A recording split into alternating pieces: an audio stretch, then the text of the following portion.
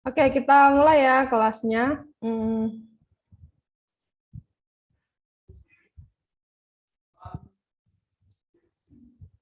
Saya buka dulu. Assalamualaikum warahmatullahi wabarakatuh. Selamat sore semuanya.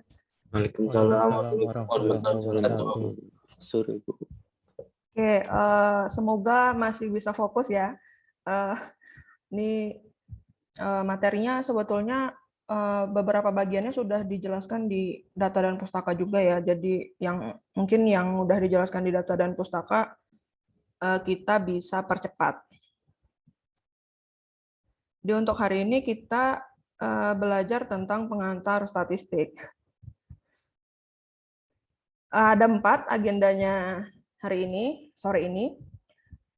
Yang pertama jenis-jenis data, kemudian tabel distribusi frekuensi, ukuran pemusatan dan letak, yang terakhir adalah ukuran variabilitas. Kita bahas dulu yang pertama, yang jenis data. Seperti yang sudah dijelaskan di kelas data dan pustaka, ini seharusnya bisa saya skip ya penjelasannya. Populasi sudah tahu, sampel juga sudah tahu, variabel juga sudah tahu, jenis-jenisnya juga sudah dijelaskan, inferensi juga sudah dijelaskan, penarikan kesimpulan ya dari metode statistika terhadap data yang ada, kemudian reliabilitasnya mungkin yang tidak ada di data dan pustaka. Sebetulnya reliabilitas ini berkaitan dengan inferensi. Jadi kalau kita sudah mengambil kesimpulan lewat inferensi tadi, reliabilitas ini bisa kita gunakan untuk menentukan seberapa baik atau seberapa bagus inferensi yang kita ambil. Kemudian jenis-jenis data ini juga sudah ada di data dan pustaka ya, data kualitatif dan kuantitatif mirip-mirip lah. Kalau data kualitatif ini data yang dinyatakan dalam bentuk kata, kalimat, gambar. Kalau kuantitatif datanya berbentuk angka, disajikannya bentuk angka, ada scoringnya juga, kemudian ada jarak antar data. Contohnya ini scoring baik sekali, 4, baik, 3, kurang baik, 2, tidak baik, 1. Nah, ini biasanya ketika kita melakukan survei ya, ataupun kuesioner, nah, biasanya scoringnya seperti ini. Bahkan nanti ada yang sampai 5. Kemudian selanjutnya, data kuantitatif itu sendiri dibagi menjadi 2, yaitu data diskrit atau nominal dan data kontinum. Intinya kalau data nominal ini datanya itu bisa digolongkan secara terpisah, baik secara diskrit ataupun secara kategori atau kelompok atau klaster. Jadi misalkan data nominal ini dihitung dari satu kelas itu ada 50 mahasiswa, 30 laki-laki, 20 perempuan. Itu salah satu contoh data nominal. Atau dari 1.000 orang suku Jawa,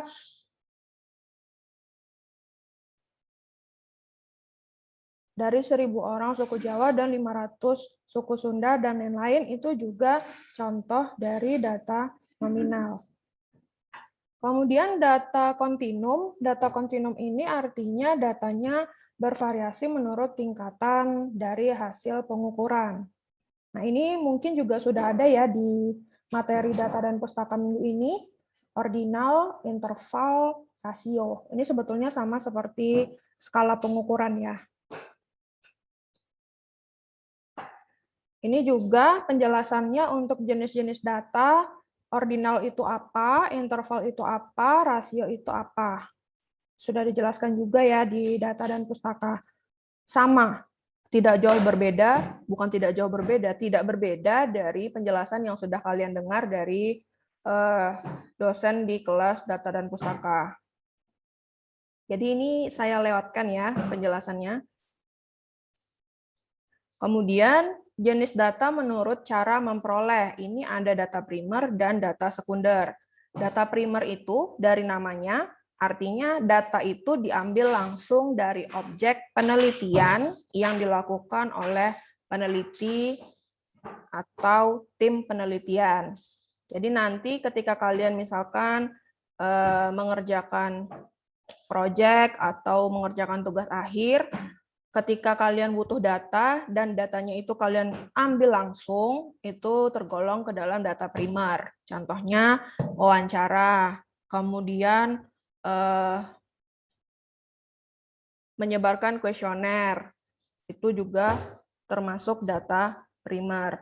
Sedangkan data sekunder ini datanya didapatkan tidak action langsung, jadi bisa lewat perantara pihak lain. Contohnya kita pergi ke lembaga tertentu untuk mendapatkan data yang kita inginkan. Misalkan Dinas Sosial Surabaya untuk mendapatkan data penduduk mungkin yang kategorinya menengah ke bawah, misalkan seperti itu. Atau Dinas Kesehatan untuk mendapatkan berapa orang yang terkena malaria di Provinsi Jawa Timur sepanjang tahun 2020. Nah, itu contoh-contoh data sekunder.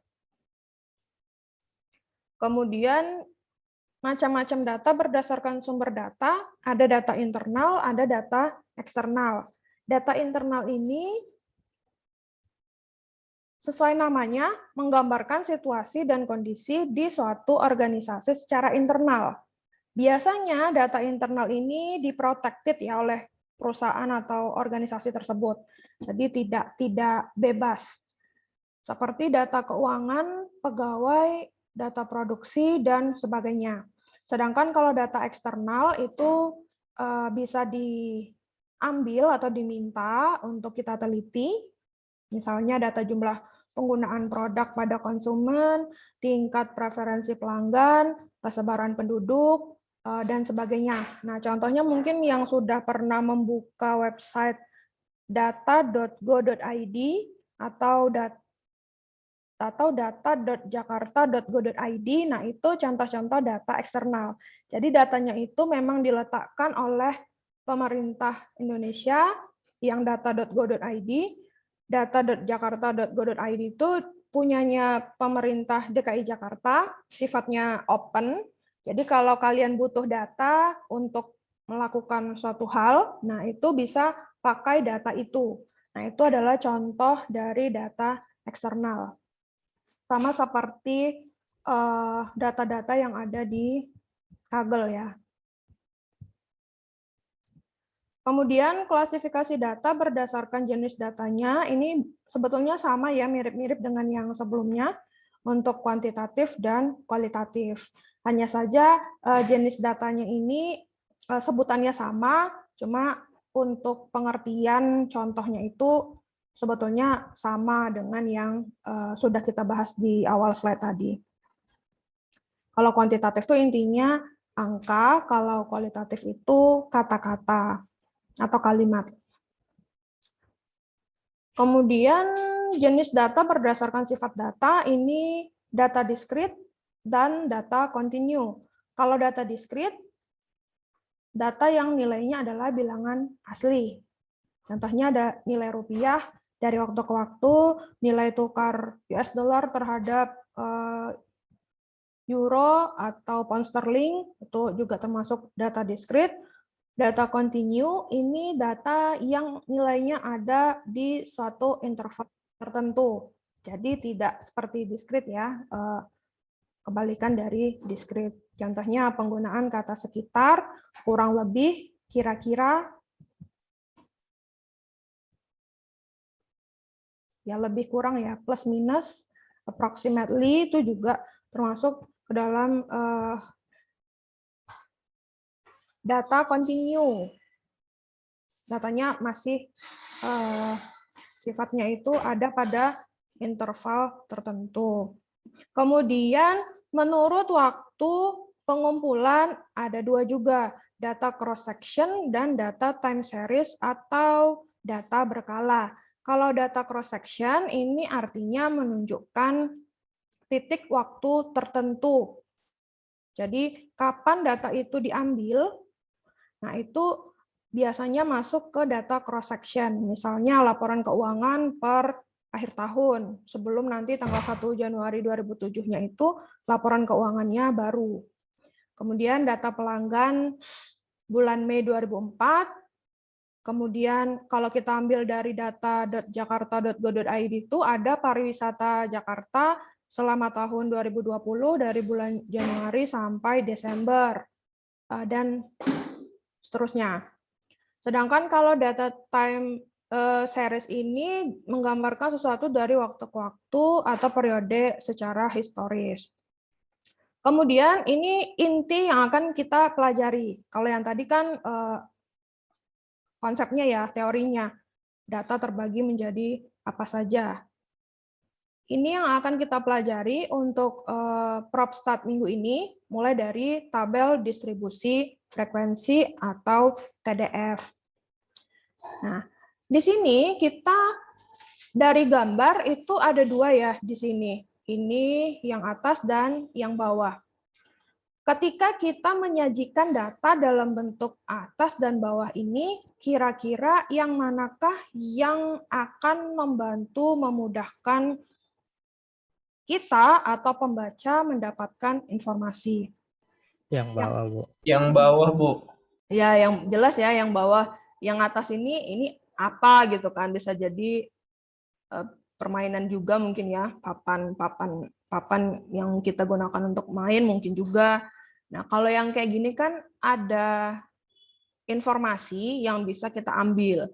Contohnya kelas pertama yang selang nilai ujiannya 31-40, frekuensinya ada 2 orang. Nah, dari semua data diharapkan bentuknya seperti ini. Cara mengubah data bentuk seperti ini ke bentuk ini, itulah yang akan kita pelajari dengan menggunakan tabel distribusi frekuensi atau TDF. Bagaimana caranya? Nanti akan kita pelajari langkah-langkahnya. Kenapa butuh TDF? Tadi sudah kita keluarkan ya satu alasan. Karena kalau datanya bentukannya seperti ini kan tidak bisa dibaca ya. Jadi apa sih sebenarnya kumpulan data itu tentang apa? Kemudian TDF itu juga bisa memperoleh beberapa gambaran mengenai karakteristik data. Dari sini, ini contohnya kita bisa tahu dari data ini ada 7 kelas, kemudian selang nilai ujiannya, ini rentangnya 10 ya, 31-40 itu 10, kemudian batas kelasnya untuk setiap kelas, kemudian frekuensi untuk setiap kelas itu kita juga tahu. Kalau ini kan tidak, udah datanya tidak berurutan, kemudian tidak ada informasi yang jelas mengenai berapa frekuensi untuk setiap data yang muncul. Kemudian yang terakhir, dasar dalam pembuatan grafik, seperti histogram, polygon frekuensi, dan OGIF. Sebenarnya tidak hanya 3 ini ya, yang lain juga bisa. Kemudian bagaimana cara kita membuat TDF?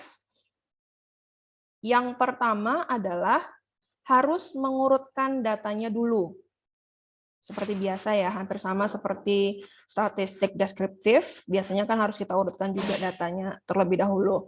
Untuk TDF juga seperti itu, urutkan datanya dari nilai yang paling kecil. Cari yang paling kecil hingga yang paling maksimum. Tujuannya apa? Supaya rank data dari banyak data tadi itu bisa kita ketahui. Kemudian selanjutnya setelah kita urutkan data, kita harus menentukan rank-nya. Rank ini rentang atau jangkauan. Cara mendapatkannya, nilai maksimum dari data tersebut dikurangi nilai minimum. Kemudian selanjutnya, setelah kita punya nilai rank, datanya juga sudah terurut, kita menentukan banyak kelas yang diinginkan. Nah, biasanya banyak kelas ini kan sebenarnya bisa sih kalau kita kira-kira. kira-kira ini berapa ya banyak kelasnya? 6K, 7K, atau 9 dari datanya. Kalau yang sudah ahli mungkin tidak perlu ya pakai hitung-hitungan seperti ini. Nah, tapi kalau kita yang masih butuh bantuan untuk menentukan banyak kelas dari data ini tuh berapa, kita bisa pakai aturan ini. Banyak kelas sama dengan 1 plus 3,3 log N. Memang rumusnya seperti ini. N-nya ini banyak data. Jadi kalau misalnya datanya ada 100, maka 1 plus 3,3 log 100. Hasilnya berapa? Itulah nanti yang menjadi banyak kelas untuk data tersebut. Kemudian selanjutnya setelah banyak kelasnya kita dapatkan, kita menentukan panjang atau lebar kelas interval. Nah, untuk menentukan panjang kelas atau lebar kelas ini, kita pakai rumus lagi, rentang dibagi banyak kelas.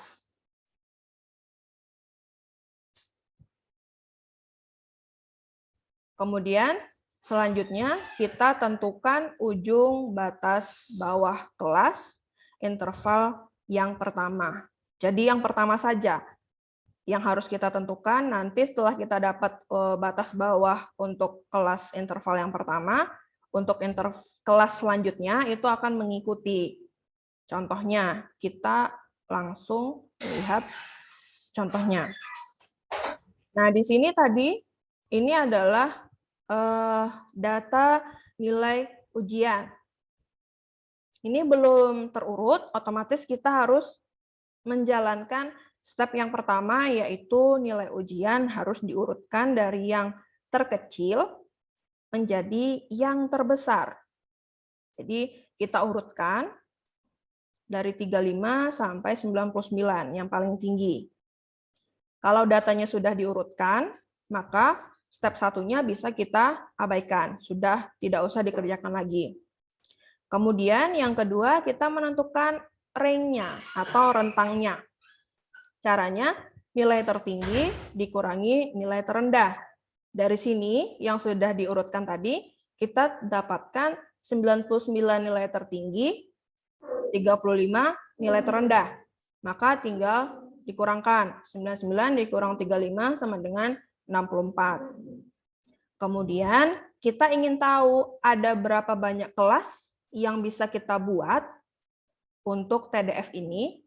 Maka tadi langsung saja 1 plus 3,3 dikali log N. N-nya berapa? N-nya ini adalah banyak datanya. Ini datanya ada 80. Ini ya, 8, 10, 80. Maka 1 plus 3,3 dikali log 80. Maka hasilnya adalah 7,28. Dibulatkan ke bawah. 7. Jadi kelasnya untuk kasus ini adalah 7. Kemudian kita menentukan panjang kelas. Tadi panjang kelas rumusnya adalah range dibagi banyak kelas. 64 dibagi 7 sama dengan 9,14 sama dengan 10. Nah, di sini kenapa saya ambil 10 bukan 9? Karena kalau 9 kebetulan datanya kan genap 80 ya. Kalau saya ambil 9, maka nilai ujiannya ini tidak pas berlebih. Nah, jadi di sini saya ambil panjang kelasnya itu, ini panjang kelas itu kan ini ya 31 sampai 40, ini 10 bukan 9. Kemudian terakhir kita menentukan batas bawah untuk kelas pertama, hanya untuk kelas pertama. Kalau kita sudah dapat nilai bawah untuk kelas pertama, nanti selanjutnya akan mengikuti dari kelas pertama. Jadi di sini kebetulan untuk nilai ujian terkecilnya kan 35. yang paling rendah. Maka dari 35 ini, batas bawahnya saya ambil 31, karena 31 itu kan 35 ini masuk ya di rentang 31 sampai 40 ini. Jadi ketika saya ambil batas bawahnya 31, 35 ini akan include di kelas 31 sampai 40. 31 sampai 40 ini 10 panjang kelas. Panjang kelas itu kan tadi dari sini 10. 31 sampai 40 ini ada 10 ya.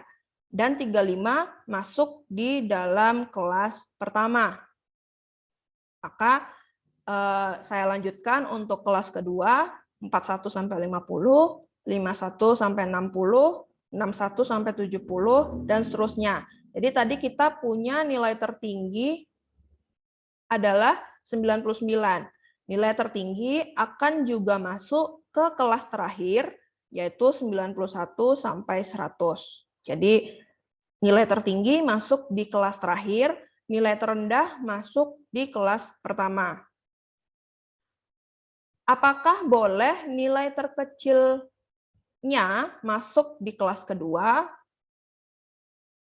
Sebetulnya tidak ada larangan ya, tidak ada larangan mutlak kalau misalnya nilai ujian nilai terkecil dari data itu tidak boleh masuk ke kelas kedua.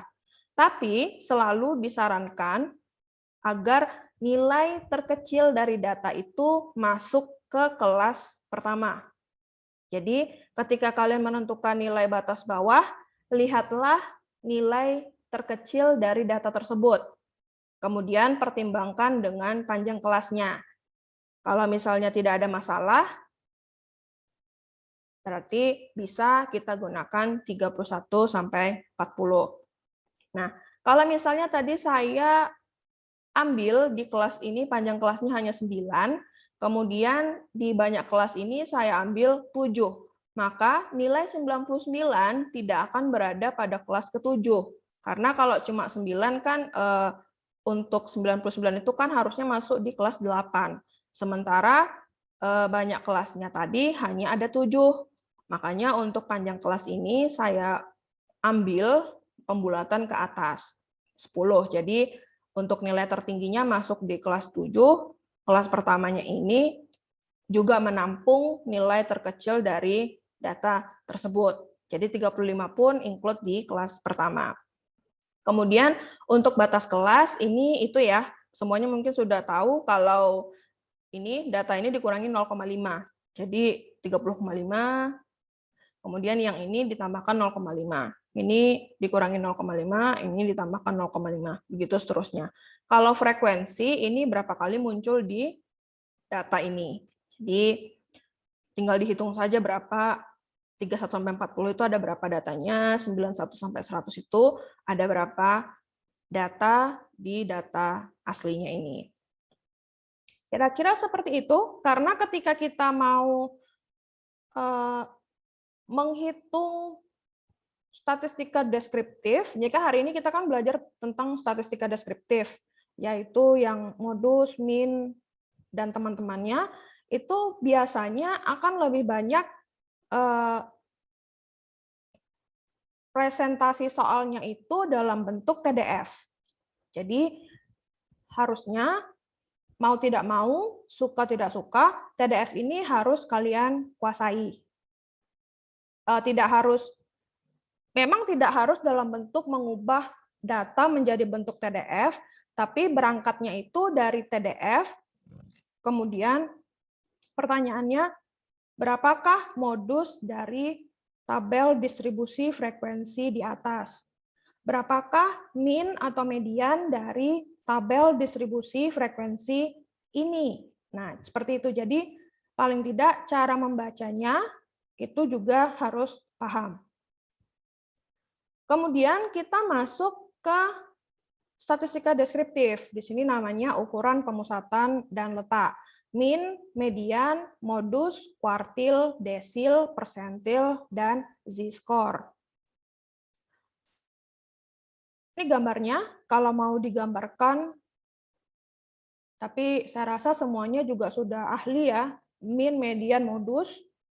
Ini juga tidak ada yang berubah dari rumus ketika kalian mempelajari min, median, dan modus. Jadi sama, min tetap rata-rata dari data yang ada, berapa rata-ratanya. Untuk data yang belum dikelompokkan, caranya berapa jumlahnya, kemudian dibagi berapa banyak data tersebut. Kalau untuk data yang telah dikelompokkan, nah ini ada muncul F. Nah, F di sini maksudnya apa? Frekuensi kelas ke. Nah, di sini bisa kita ambil kesimpulan kalau muncul pertanyaan berapakah min dari tabel distribusi frekuensi di atas. Maka sebelum kita dapatkan hasilnya, frekuensi kelasnya itu jangan lupa untuk dikalikan dengan XI-nya, per-nya itu juga F, bukan N, seperti data yang belum dikelompokkan. Jadi data yang telah dikelompokkan ini maksudnya adalah data yang disajikan dalam bentuk TDF. Ada soal? Nilai rata-rata ulangan matematika dari 8 anak adalah 70 dengan selisih nilai tertinggi dan terendahnya adalah 24. Jika ada satu siswa yang mendapat nilai tertinggi dan 7 siswa lainnya mendapatkan nilai yang sama, maka nilai tertinggi yang diperoleh oleh siswa tersebut adalah, kira-kira gimana cara mencarinya?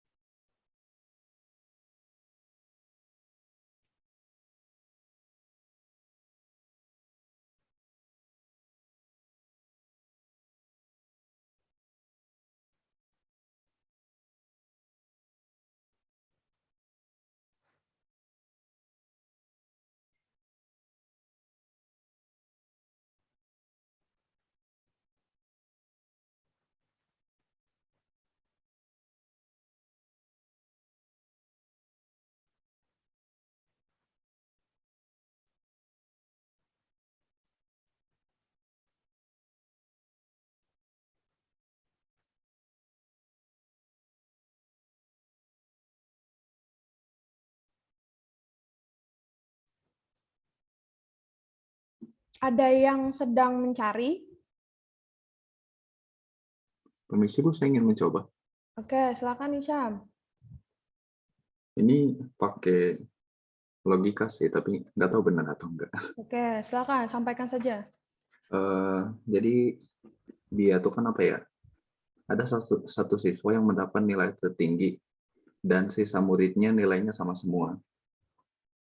Ini menurut hasil saya, yang nilai paling tingginya itu 91, terus sisa 7 muridnya 67.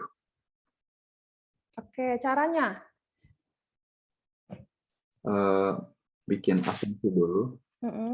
Jadi kalau misalkan ada total 8 anak, berarti misalkan X dibagi 8, itu rata-ratanya 70. Terus kita dapat diketahui kedua, selisih dari nilai tertinggi dan terendahnya 24. Tapi karena hanya ada 2 kemungkinan nilai, yaitu nilai tertinggi, dan 7 siswa lainnya yang nilainya sama. Terus kita bisa konversikan nilai X pertama tadi menjadi nilai siswa tertinggi ditambah 7 kali nilai siswa terendah. Atau aku asumsikan A plus 7B dibagi 8 sama dengan 70. Nah, terus kita hilangkan salah satu variabel A. Karena A itu tadi kita diketahui selisihnya 24. Berarti nilai A sama dengan 24 ditambah nilai B. Kita kembali ke persamaan awal. Berarti jadi nilai A-nya diubah jadi 24 plus B ditambah 7B dibagi 8 sama dengan 70. Setelah dihitung, dapat nilai B sama dengan 67 dan A 91. Oke. Yang lain? Yang lain? Sama. Oke, dia juga sudah selesai mencari sama. Oke, kita langsung ya. Sudah betul jawabannya, nilai tertingginya adalah 91. Cara yang digunakan oleh Hisham boleh seperti itu, pakai asumsi. Kemudian kalau cara saya boleh diikuti, boleh juga tidak ya. Kalau saya misalkan dulu nilai tertingginya siswa tersebut X, kemudian 7 siswa yang lainnya itu adalah X minus 24. Karena selisih nilai tertinggi dan terendah tadi kan 24. Kemudian jumlah nilai seluruh siswa adalah 8 dikali 70. 560. Kemudian ini apa ini namanya? Substitusi ya, kalau saya tidak salah. 8X minus 168 sama dengan 560. Maka kemudian dapatlah X-nya 91. Jadi nilai tertinggi siswa memang betul adalah 91. Oke. Betul ya jawaban Hisham dan Deas tadi. Kemudian modus adalah nilai yang paling sering muncul atau yang punya frekuensi paling tinggi pada tabel distribusi frekuensi.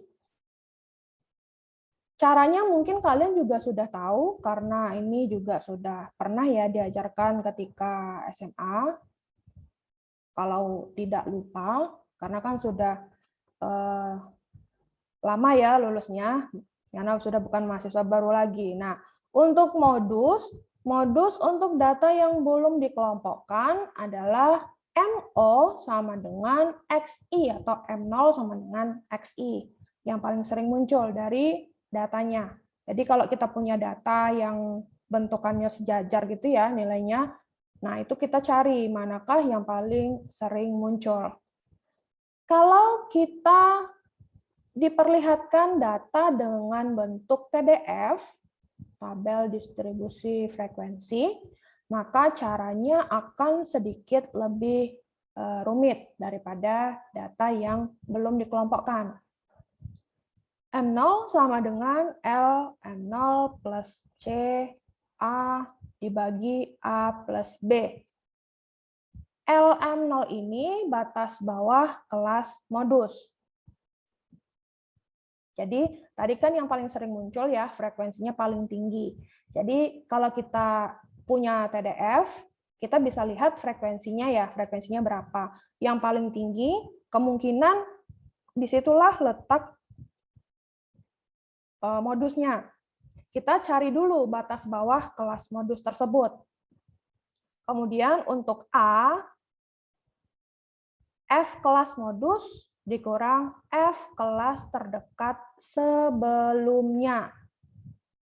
Untuk B, F kelas modus dikurang F kelas terdekat berikutnya. Jadi sebelumnya, setelahnya itu harus kita ketahui.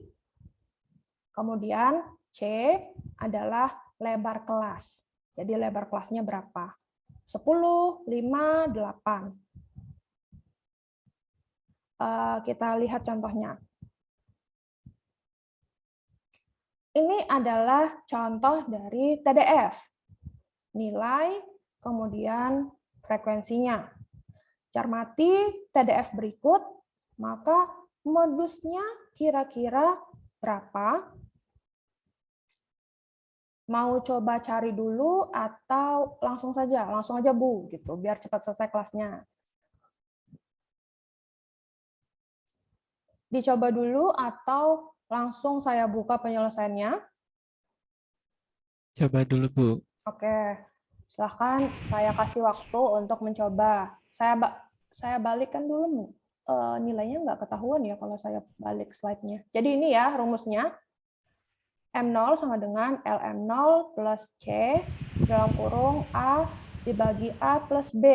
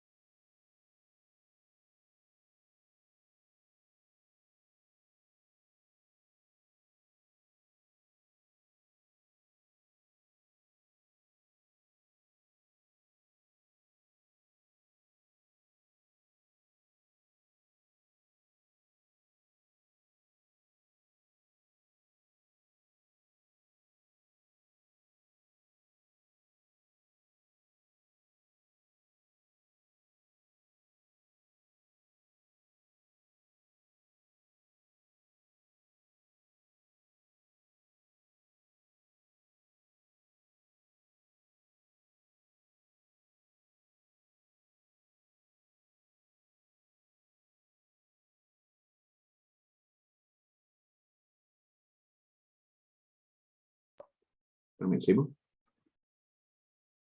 Iya, silakan Isyam. Lebar kelas itu apa ya, Bu? Oke. Lebar kelas, balik lagi ya, kita balik dulu.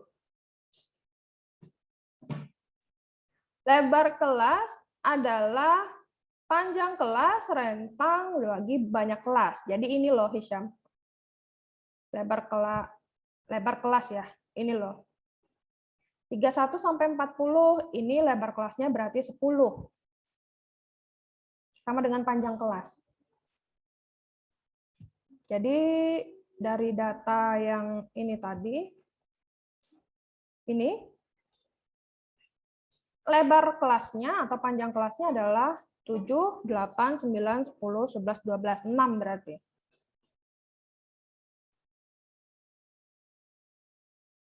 Oke, baik Bu, terima kasih.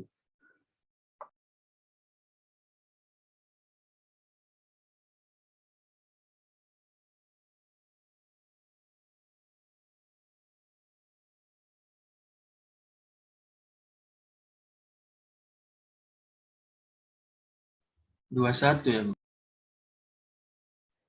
21, siapa tadi yang jawab 21? Saya, Adam. Adam, oke. Kita tunggu ya, Adam, yang lain. Saya juga 21, Bu. Oke, Asana juga 21. Oke, sudah 2.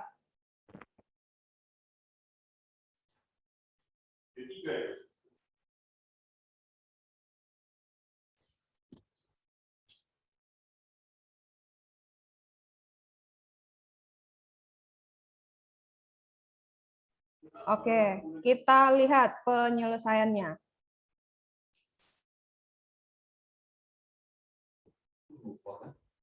Ya, sebetulnya kalau dibulatkan ya 21 ya, tapi saya dapatnya 20,5. Oke, kita lihat.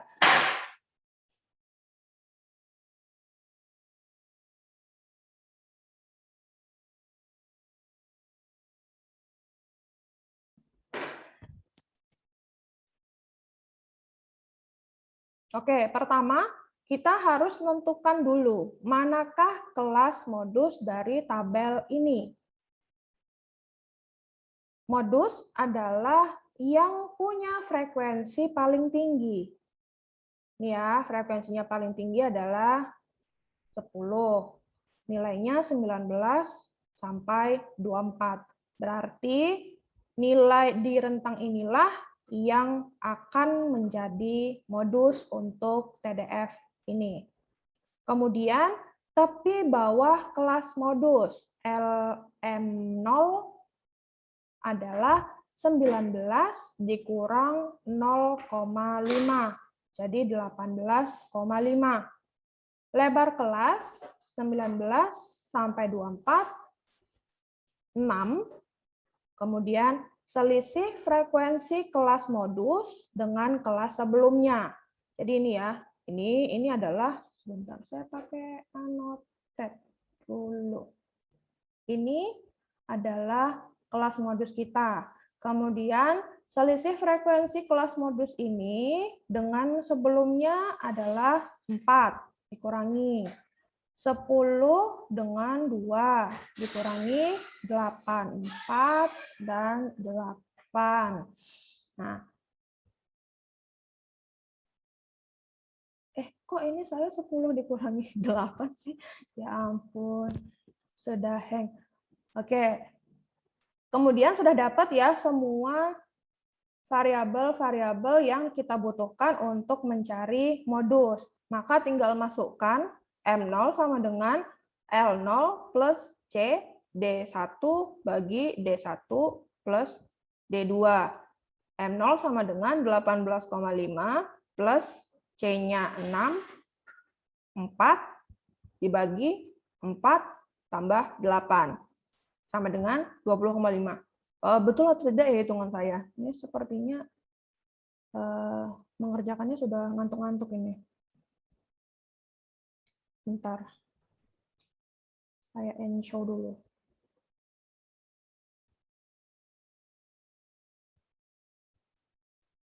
Ini ya, kurang 2, 8.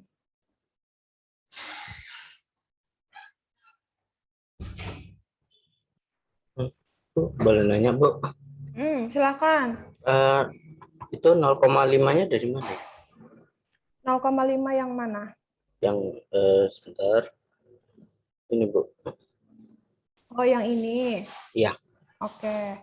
Kalau kita mencari tepi bawah kelas dan batas atas kelas atau tepi atas kelas, itu memang rumusnya adalah nilai paling kecil atau nilai pertama dari kelas tersebut dikurangi 0,5, nilai paling atas ditambah 0,5. Jadi gimana ya cara saya mengatakannya? Jadi ini loh contohnya. Ini. Batas kelas, jadi 31 dikurang 0,5. Batas kelas yang paling bawah atau tepi bawah kelas atau batas bawah kelas. Kemudian kalau untuk yang atas 40 atau nilai terakhir di kelas tersebut ditambahkan 0,5. Jadi batas kelas untuk kelas ke-1 yang nilainya panjang nilainya ini 10, panjang kelasnya dari 31 sampai 40, batas kelasnya adalah 30,5 sampai 40,5. Jadi batas kelas ini untuk TDF biasanya akan menggunakan tepi batas bawah dan tepi batas atas. Kurangi 0,5 yang di sebelah kiri, yang di sebelah kanannya tambahkan 0,5. Kalau ditanya alasannya kenapa, saya juga tidak tahu kenapa harus ditambahkan 0,5 dan dikurangi 0,5. Karena dalam proses tabel distribusi frekuensi untuk menentukan batas kelas untuk tepi batas bawah dan tepi batas atas, itu dikurangi 0,5 dan ditambahkan 0,5. Seperti itu. Atau nanti coba saya, ketika nanti kalian mengerjakan latihan, nanti saya coba cari ya kenapa harus ditambah 0,5 untuk atas, yang bawahnya kenapa harus dikurang 0,5. Kira-kira seperti itu. Dipahami dulu saja untuk konsep tepi bawah kelas dan tepi atas kelas. Itu kata-kata yang sering digunakan. Tepi bawah, tepi atas, kemudian batas bawah atau batas atas. Itu juga maksudnya adalah kurang 0,5 tambah 0,5.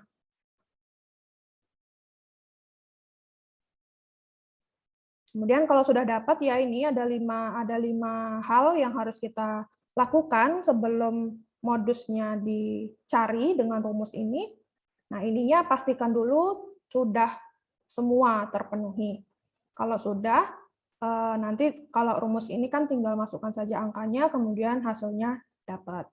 Berarti untuk modus dari data TDF ini adalah 20,5. Begitu. Kalau misalnya modusnya bentukannya 7, 10, 11, 12, maka kan jelas ya modusnya yang paling sering muncul kan 7. Tapi kalau bentuk TDF seperti ini, itu caranya akan lebih rumit dibanding data yang belum dikelompokkan. Dan rata-rata untuk probabilitas statistik yang akan muncul pasti dalam bentuk TDF. Jadi tidak lagi dalam bentuk data yang belum dikelompokkan. Kemudian median juga seperti itu. Selama ini mungkin kalian sudah tahu median itu adalah nilai tengah. Nilai tengahnya itu datanya sudah urut. Datanya sudah urut dari yang paling kecil sampai yang paling besar, yang paling tinggi. Kemudian manakah nilai tengah dari data tersebut.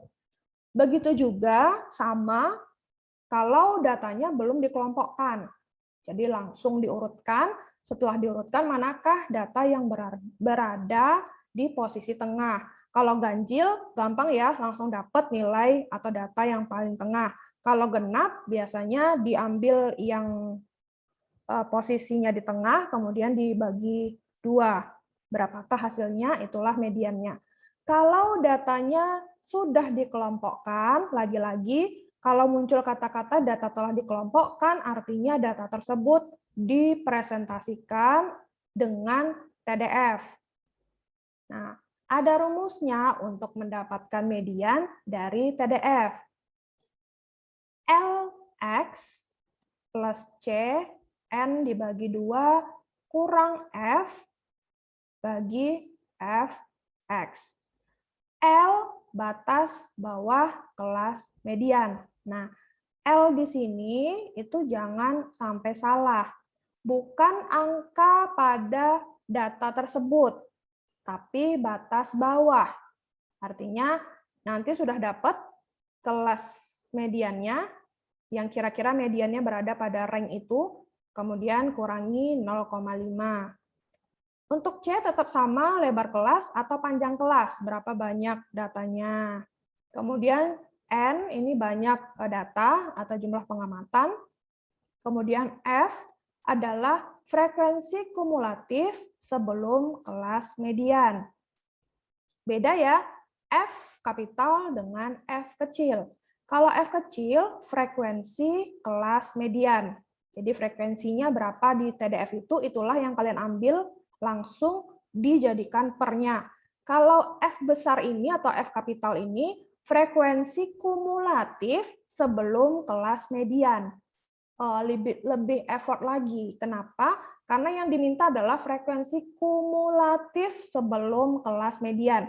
Jadi kalau misalnya ada 7 kelas, kelas mediannya ternyata ada pada kelas kelima. Maka kalian harus jumlahkan dulu berapa frekuensi dari kelas pertama sampai kelas keempat. Itulah yang akan kalian tulis di F kapital ini. Kalau F kecil ini, frekuensi untuk kelas yang menjadi kira-kira nilai mediannya ada pada kelas ini atau rentang nilai ini. Untuk latihan soal median tidak sulit ya, karena ini bentuk yang belum dikelompokkan. Kalau bentuk yang belum dikelompokkan, ya sudah, berarti tidak usah pakai cara yang ini. Langsung pakai cara yang biasanya kalian kerjakan ketika ujian dulu ya, ujian sekolah SMA atau SBMPTN. Ada data, jangan lupa datanya diurutkan dulu, kemudian mediannya mana. Kalau genap, ini kebetulan genap ya, N-nya ada 12, maka datanya berada pada data antara data ke-6 dengan data ke-7. Jadi Langsung saja 66,4 ditambah 67,4 dibagi 2 sama dengan 66,9. Maka inilah median dari data ini. Kemudian kita lanjutkan dulu ke skewness. Nah, skewness ini sebetulnya lebih kepada derajat keasimetrisan dari kurva distribusi data. Ada dua jenis skewness, yang pertama positif, yang kedua negatif. Jadi ini adalah positif skewness, ini adalah negatif skewness. Nah, kalau yang ini kan distribusinya simetrik ya, kalau kurvanya adalah kurva yang seperti ini. Karena dia tidak condong ke kanan, tidak condong ke kiri. Kalau condongnya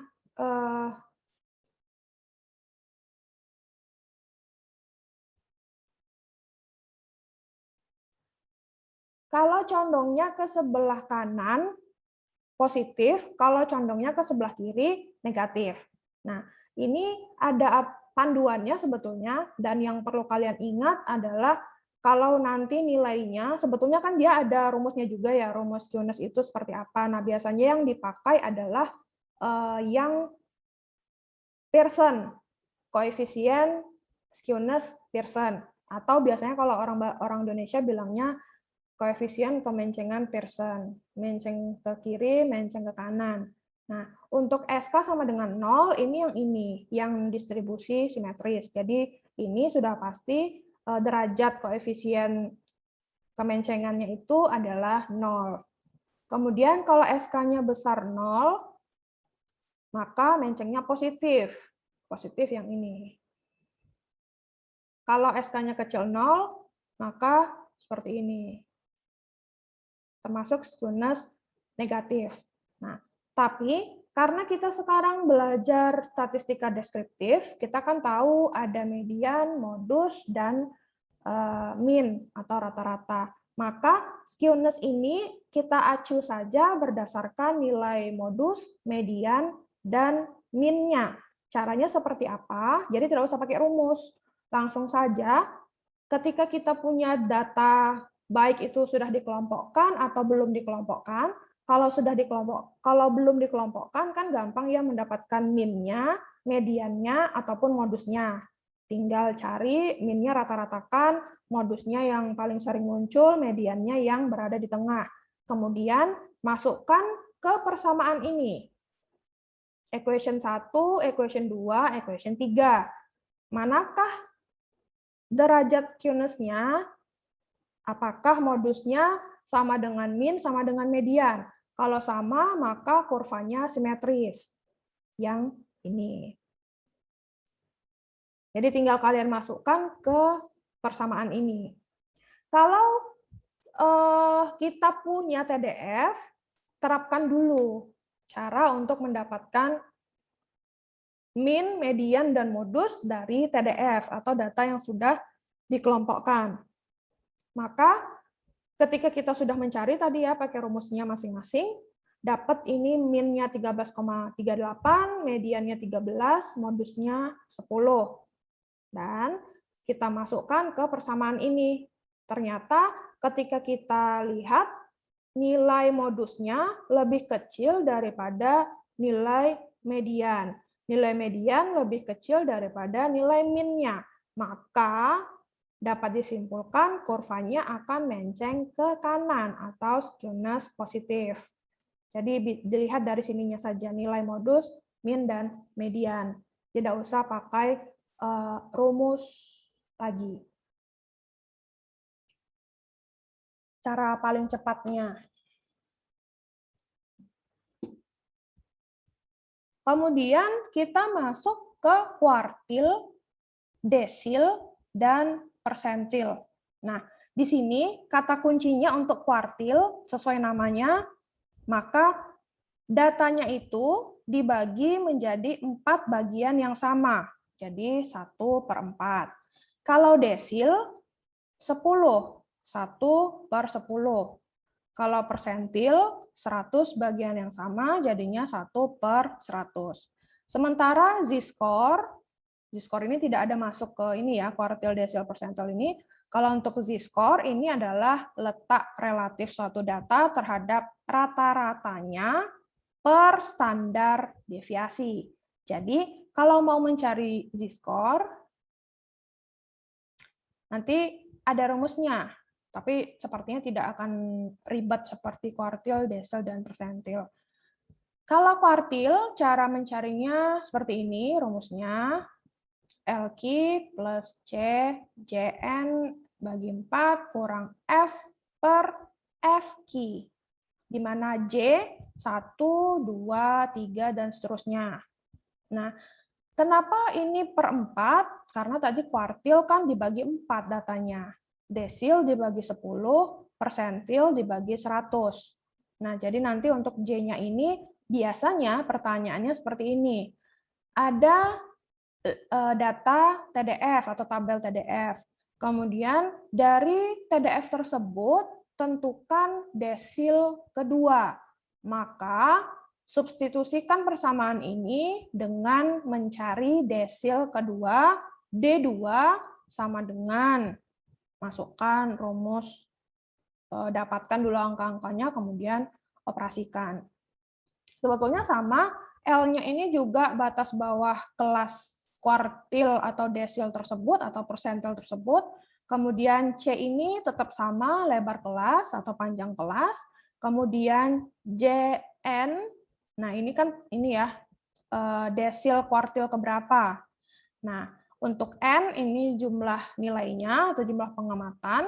Untuk F tetap sama, frekuensi kumulatif sebelum kelas kuartil, desil, atau persentil. Jadi hampir sama seperti median tadi. Harus ada, kita ketahui nilai frekuensi sebelum kelas desil, kuartil, dan persentil tersebut.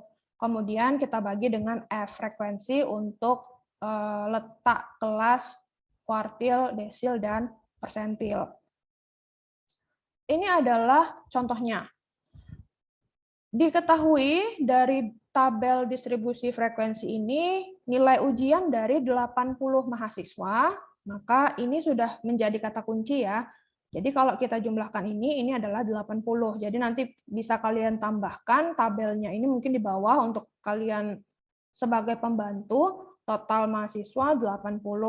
Kemudian hitunglah desil ke-7, maka gunakan rumus yang ini. Maka komponen-komponen yang perlu kita ketahui sebelum kita gunakan rumusnya adalah N 80, karena datanya ada 80 mahasiswa. Kemudian D7 adalah nilai ke-56. Nah, ini manakah dia? Nah, ini didapatkan dari jumlah frekuensi kumulatifnya. Jadi harus kalian jumlahkan dulu 2, 5, 10, 24, dan seterusnya. Maka nanti nilai ke-56 ini akan berada pada interval 81 sampai 90. Nah, di sini ya, 81 sampai 90 ini jumlah mahasiswanya ada 20. Kemudian F-nya ini tadi 48 ya, di sini sebelum 20 ini kita jumlahkan semua ini. Kemudian lebar batas bawah atau tepi batas bawah atau baris tepi bawah dari tabel distribusi frekuensi untuk desil ke-7 ini. Jadi ini 81 dikurang 0,5. Jadi 80,5. Kemudian panjang kelas atau lebar kelas adalah 10, 81, 82, 83, 84 sampai 90 itu ada 10. Maka dimasukkan rumusnya. Ini tadi rumus desil. 80,5 plus 10, 7 dikali 80. Kenapa? Ini kan tadi itunya ya, desilnya. Ini kan sama-sama J tadi. 7 kali 80, per 10 dikurang 48 dibagi 20. Sama dengan 80,5 plus 4, sama dengan 84,5. Maka desil ketujuh dari data ini adalah 84,5. Yang jelas, kalau kalian ingin membuktikan ya jawaban saya benar, ya pasti ya cara tergampangnya adalah lihat dari panjang kelasnya. Datanya ada di sekitar sini, maka jawabannya betul. Kalau misalnya ternyata jawabannya malah 79,5, ya coba dicek lagi. Jangan-jangan ada salah hitung di rumus ini. Intinya sebetulnya sama, memahami TDF-nya dulu. Kalau TDF-nya sudah paham, maka rumusnya, rumus baik dari min, median, modus, kuartil, desil, dan persentil itu mengikuti. Kecuali z-score ya. Kalau z-score beda lagi. Nah, kalau z-score ini kita mencari letak relatif data terhadap rata-rata per standar deviasi. Nah, di sini Z atau z-score sama dengan data sampel dikurangi min-nya dibagi standar deviasi. Ini adalah menghitung z-score sampel. Kalau menghitung z-score populasi, sebetulnya rumusnya sama, hanya saja notasinya beda. Sini ya. Kalau notasinya untuk menghitung z-score populasi, min-nya simbolnya ini, bukan ini. Kemudian standar deviasi bukan S, tapi ini. Seperti standar deviasi, mungkin sudah pernah ya kalian gunakan ini, standar deviasi yang bentukannya seperti ini. Sebetulnya rumusnya sama, hanya saja notasinya yang berbeda. Ini adalah contoh soal z-score. Jadi ada ini ya, min, standar deviasi, varians, minimum, maksimum.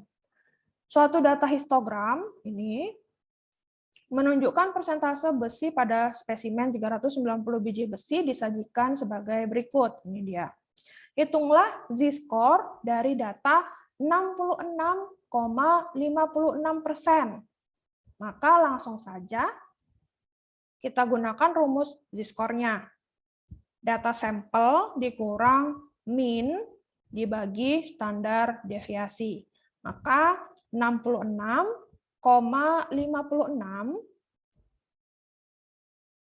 kurang 65,75 ya, dibagi 0,69. Nih. Jadi langsung dapat hasilnya 1,19. Jadi kebetulan di sini sudah disajikan min-nya berapa, standar deviasinya berapa. Tapi kalau misalnya tidak diketahui min-nya ataupun standar deviasinya, berarti harus dicari dulu.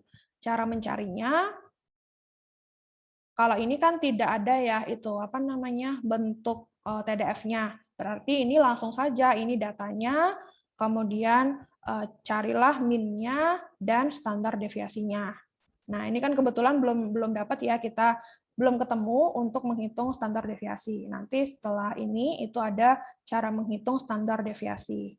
Nah, kalau nanti z-score disuruh mencari z-score tapi standar deviasinya tidak diketahui, min-nya tidak diketahui, maka carilah min dan standar deviasinya dulu, kemudian masukkan rumus z-score. Kemudian yang terakhir, ukuran variabilitas, range, variansi, dan standar deviasi. Jadi ada range. Range itu sama seperti TDF tadi, jadi ada range-nya, beda antara nilai terbesar dan terkecil. Range. Kemudian variansi. Variansi ini, atau biasanya disebut varian daripada variansi, sebetulnya sama. Maksudnya adalah deviasi nilai data terhadap nilai rata-ratanya. Nah, kalau ada bahasa atau kalimat rata-rata, maka di sini min dibutuhkan. Standar deviasi akar dari variansi atau varian.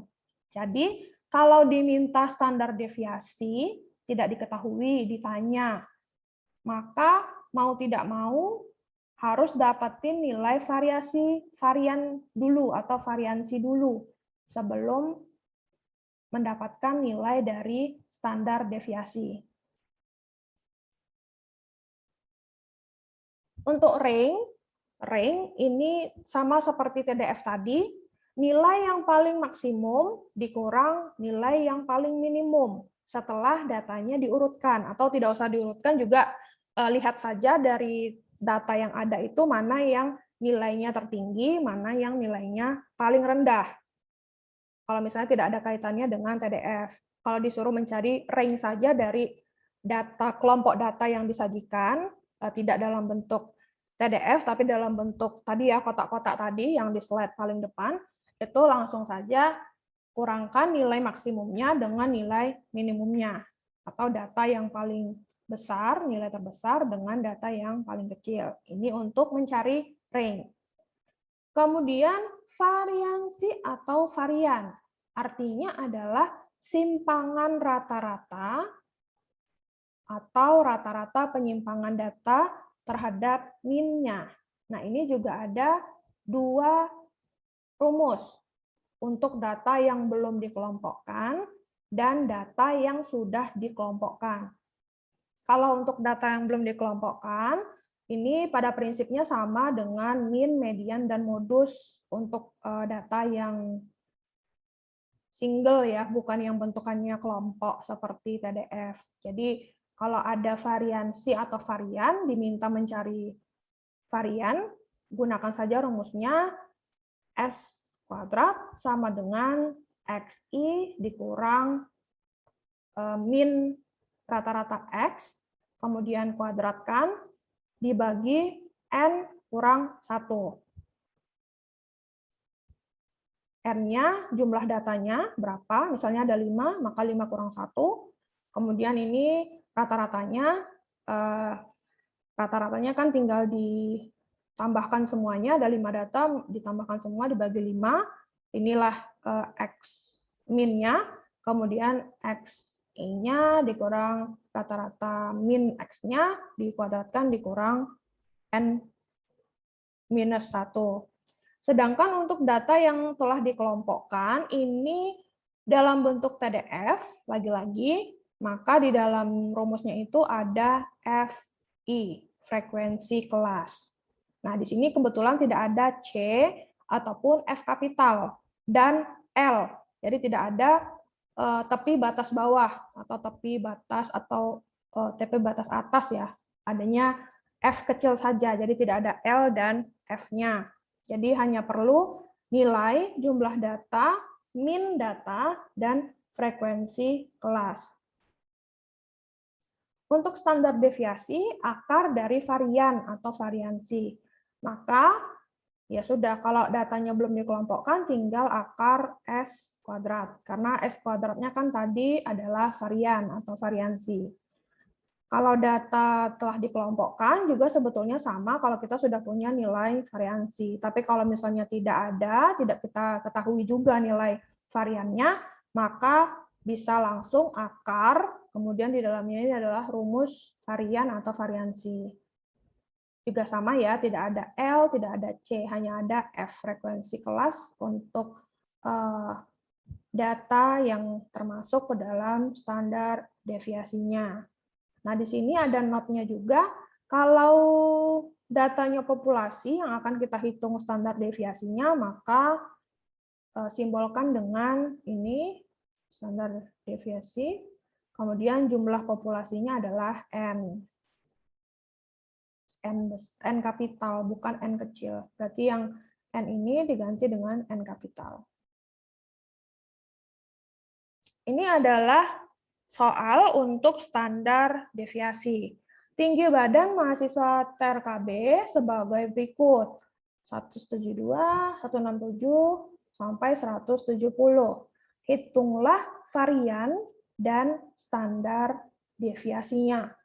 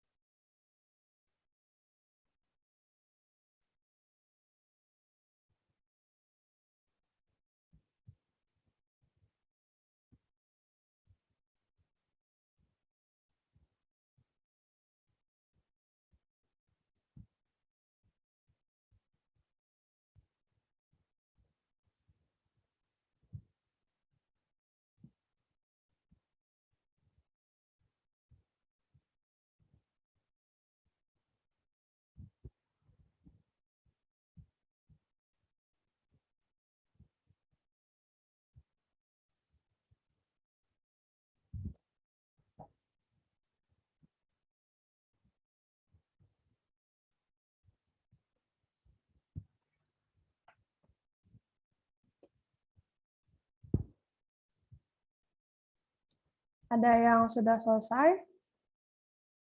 Ada yang mengerjakan? Ada yang mencari? Saya nemu variannya 30,32. Ini siapa? Intan. Oh, Intan. Intan berapa? Variannya 30,32. 30,32. Kadar deviasinya 5,51. Oke. Oke, kita lihat.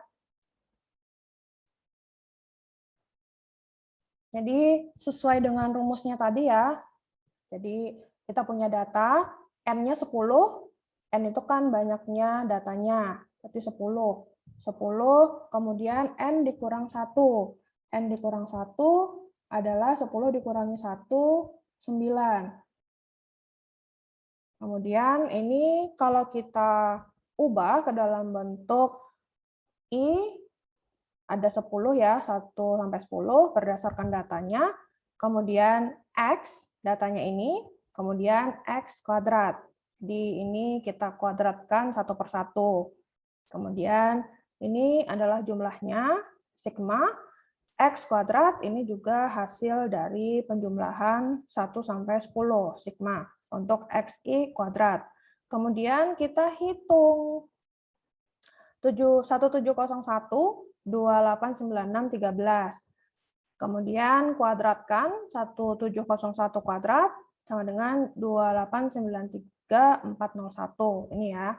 Kemudian S kuadrat ini adalah varian, masukkan rumusnya 10 dikali 289,613 dikurang ini 1701 kuadrat dibagi 10 dikali 9. 10 dikali 9 sama dengan 30,2. Ini adalah varian. Maka standar deviasinya adalah akar dari 30,32. Dapatlah standar deviasinya 5,51. Jadi seperti itu ya, tinggal masukkan rumus saja. Yang paling effort mungkin ini ya, menghitung X kuadrat, kemudian akar nanti kalau akarnya nggak bagus seperti ini, kemudian ini ya 1701 kuadrat. Nanti mungkin ketika post-test atau kuis atau ujian nanti mungkin bisa kita perbolehkan untuk pakai kalkulator ya. Soalnya tadi TDF juga ada log ya. Log, siapa juga yang menghafal log gitu ya. Nanti mungkin boleh pakai kalkulator tapi tidak kalkulator di HP mungkin. Nanti kalkulator biasa ya. Kemudian ini latihan. Nah, tadi ketika kalian mengerjakan yang varian dan standar deviasi, itu saya sudah mencari tentang tepi bawah dan tepi atas. Sebenarnya tidak terlalu banyak juga penjelasan tentang tepi atas dan tepi bawah itu. Hanya disebutkan batas bawah kelas, disebut juga tepi bawah, menunjukkan kisaran nilai data terkecil pada suatu kelas atau kelompok. Sedangkan batas atas kelas, tepi atas, menunjukkan kemungkinan nilai data terbesar dalam suatu kelas atau kelompok. Rumusnya, tepi bawah sama dengan batas bawah dikurang 0,5, tepi atas sama dengan batas atas plus 0,5. Ya, ketika kita membuat TDF, jangan lupa untuk kata-kata batas atas, batas bawah, tepi atas, itu untuk atas berarti ditambahkan 0,5, bawah jangan lupa dikurangi 0,5. Intinya seperti itu. Mungkin nanti ketika kalian yang googling bisa dapat penjelasan yang lebih lengkap dari yang saya sampaikan barusan. Kira-kira seperti itu ya untuk tepi bawah dan tepi atas. Kemudian untuk latihan ini sebetulnya tidak rumit, masih menghitung varian dan standar deviasi dari sampel, bukan populasi. Jadi ini datanya tadi sama seperti cara di latihan soal sebelumnya. Jadi tidak ada bedanya, N kurang 1, kemudian jumlahkan, kemudian kuadratkan setiap nilai N-nya, bukan N, datanya, kemudian jumlahkan juga, kemudian kuadratkan nilai X-nya, sigmanya, kemudian dimasukkan ke rumus varian, kemudian dapat untuk mendapatkan standar deviasi akar dari varian atau akar dari S kuadrat sama dengan S gitu ya. Ini udah ada jawabannya juga, nanti silakan kalau mau mencoba silakan dicocokkan dengan kunci jawabannya. Kemudian untuk latihan yang kedua, ini mungkin terakhir ya, silakan dicoba dulu. Setelah itu kalau masih ada yang ingin ditanyakan, kita bahas. Kalau tidak, saya jelaskan untuk post-test besok, jam 1 sampai jam 1.50. Silakan coba dulu dikerjakan, kita masih ada sekitar 12 menit.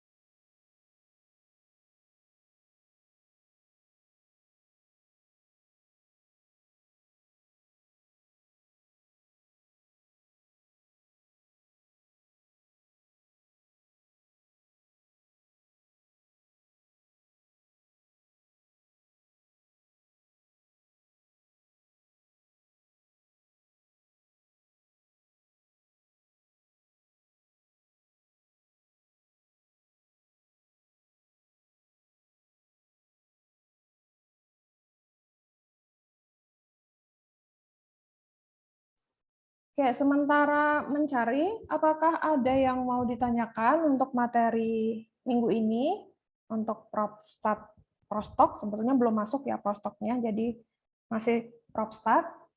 Apakah ada yang masih belum paham untuk konsep dasar statistik?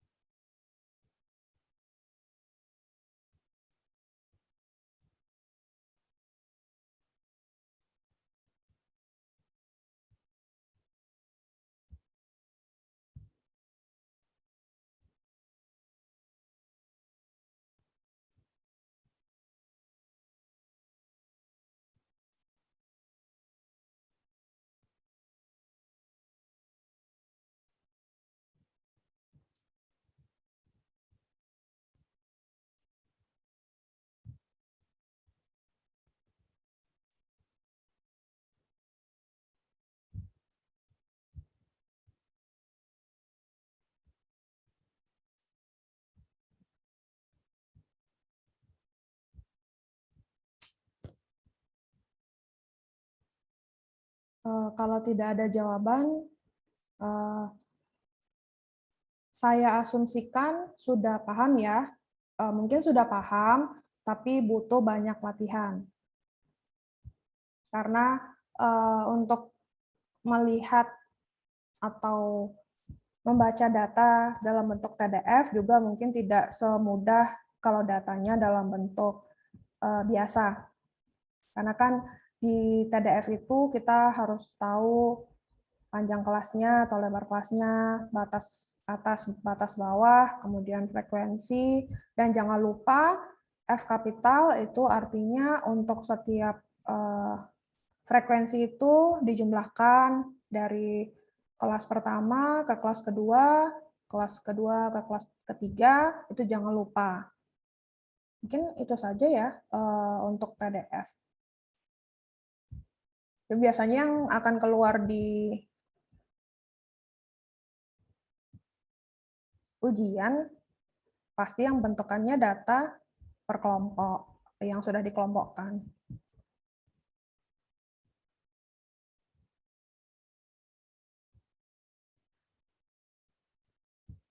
Kemudian untuk besok, besok agendanya post-test ya, untuk melihat kalian itu sudah paham belum dengan materi sore hari ini. Ya, karena sore ya, jadi mungkin ada yang sudah lelah kalau kelasnya dari pagi, ada juga yang ngantuk mungkin sekarang karena sudah malam. Jadi besok silakan coba mengerjakan soal-soal tentang materi hari ini. Jadi ada TDF, modus, median, min. Besok silakan dikerjakan. Waktunya juga sama seperti waktu kelasnya, 50 menit ya. Silakan pakai kalkulator untuk menghitung kalau dibutuhkan. Jadi modelnya sama seperti kuis dan UTS ya, dalam bentuk kuis. Maksudnya saya settingnya itu dalam bentuk kuis. Bukan saya saja, kelas sebelah juga, Bu Amila juga. Settingannya dalam bentuk kuis, multiple choice. Jadi satu kali attempt.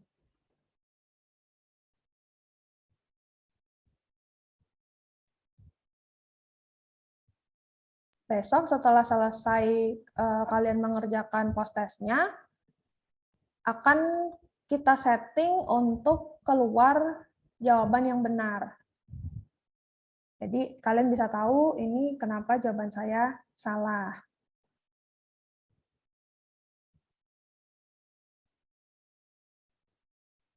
Ada yang mau ditanyakan untuk besok?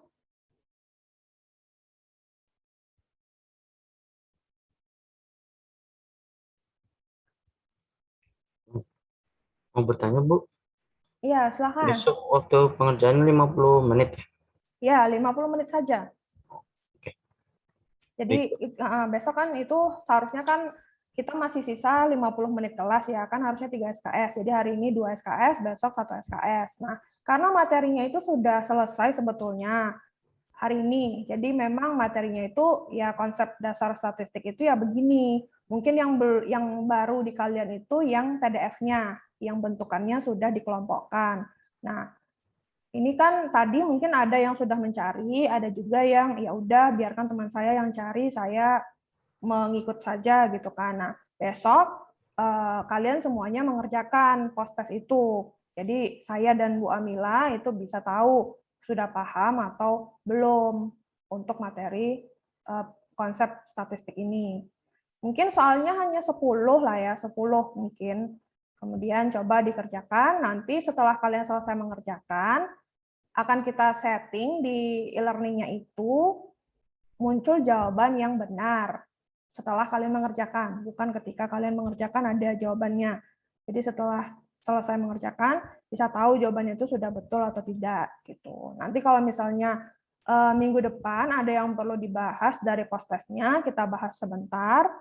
Kalau tidak ada, kita lanjutkan ke materi berikutnya atau materi minggu depan. Kira-kira itu. Ada yang sudah selesai mencari ini? Sebetulnya kalau belum juga tidak masalah ya. Kebetulan saya juga belum memasukkan jawabannya ternyata. Oke, karena waktunya juga sudah tinggal 2 menit, pertemuan minggu depan, ini adalah hari Kamis depan, besok post-test, hari Kamis depan itu kita lanjutkan. Dasar probabilitas atau probability. Mungkin di data dan pustaka juga disinggung ya, sampling probability dan non-probability. Nah, karena kita anak sains dan teknik, tentunya kita pasti mengambil dan menerapkan yang probability. Jadi, minggu depan kita masuk ke konsep dasar probabilitas, probabilitas bersyarat, distribusi probabilitas, dan distribusi gabungan. Kira-kira itu yang akan kita pelajari minggu depan. Mungkin ada yang mau belajar dulu, silakan. Ini materinya untuk minggu depan. Oke, apakah ada yang mau ditanyakan lagi?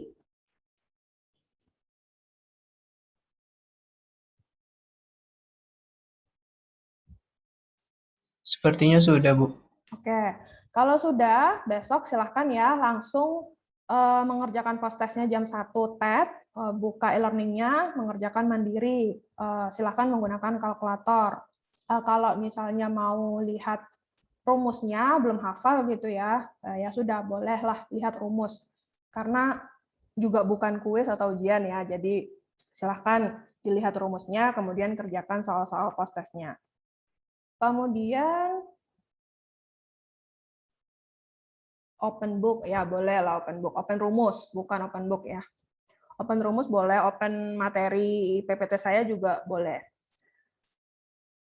Jangan lupa absen ya besok. Jadi setiap hari Kamis ini dan besok itu absen untuk PropStat. Jadi 2 kali ya, karena ada 2 jadwal.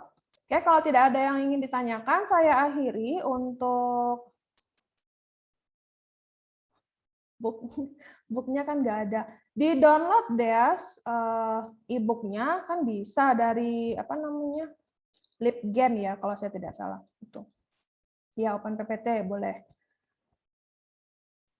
Oke, kalau tidak ada yang mau ditanyakan, saya akhiri pertemuan hari ini. Besok silahkan langsung bekerja. Post-testnya ya tidak ada kelas Zoom, tidak ada saya juga, jadi langsung mengerjakan mandiri. Oke, saya akhiri. Assalamualaikum warahmatullahi wabarakatuh. Waalaikumsalam warahmatullahi wabarakatuh. Waalaikumsalam. Terima kasih, Bu.